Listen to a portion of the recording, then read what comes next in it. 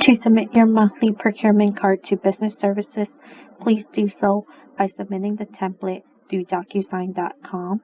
If you do not have access, please contact Kathy Tran at kathy.tran@sjeccd.edu. Once you're logged into the system, please go ahead and select Template at the very top. You'll be able to access the EBC Procurement Monthly Purchase Report 3 ways. 1. Under My Template. 2. Under All Templates. Or 3. By typing in the name at the search bar.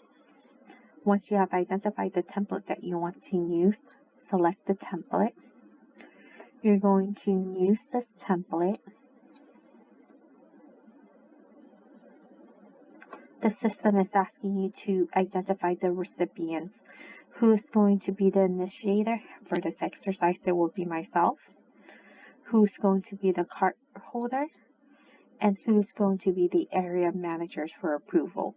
The card holder and the area manager approval are needed signatures on this form, followed by the two respective business service staff, Juliana Gion and Saloshni Chan, as the final approver.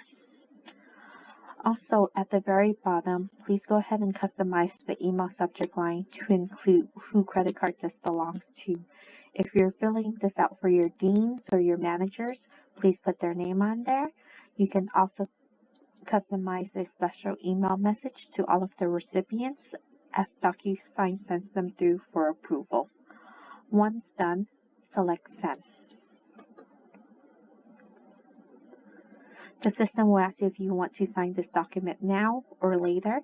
For this exercise, we will select Now. The system will ask you to go ahead and review the documents below. Please select Continue. Everything that you see in red is a required field. You will need to identify the cardholder name, his or her extension, the month and year of this report, the area administrator, his or her extension, and their department. Also, the first line is a required line. You will need to identify the date, the vendor name, descriptions, account number.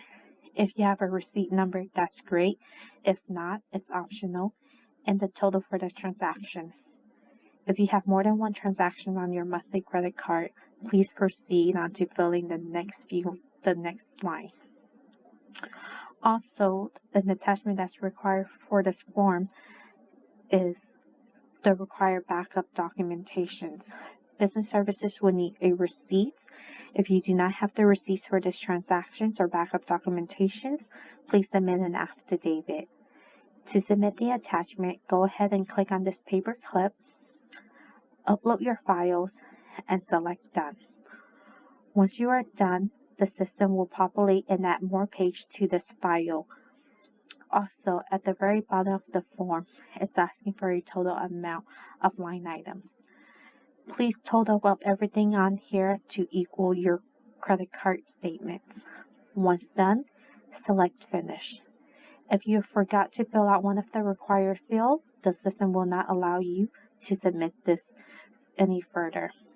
If you do not have all of the information available, you can go to Other Actions and select Finish later.